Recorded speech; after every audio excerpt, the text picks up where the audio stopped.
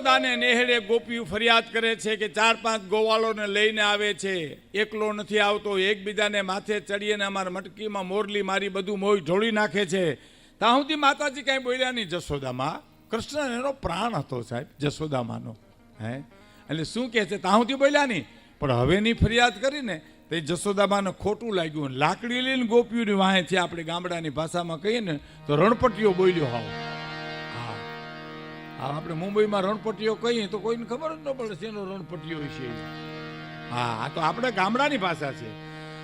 શું ક્યાં ખોટું લાગ્યું કે નંદ બાવાને ઘેરે 9 લાખ દૂજે. એ માં તમારે દીધો દોહકો છે, 9 લાખ ધેનું તમારે ત્યાં દુજાણું છે. હે નંદ બાવાને ઘેરે 9 લાખ દૂજે, માતા જશોદા મૈડા વલોવે, તોય ગોપીઓના ઘરમાં વાલો ચોર્યું કરે.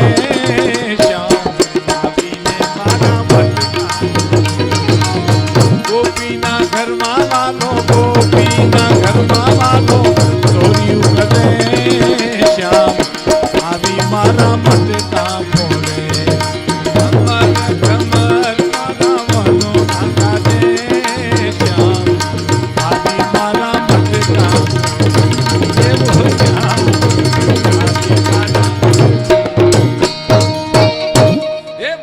તમારે દીધો દિવસ ટક્કર લઈ ગયો છે, આટલી ગાયું દોવા દે અને તોય તમારો કાનુડો બીજાને ઘેરે ચોર્યું કરે, તમને શરમ આવી જોઈએ ગોપીયું કે.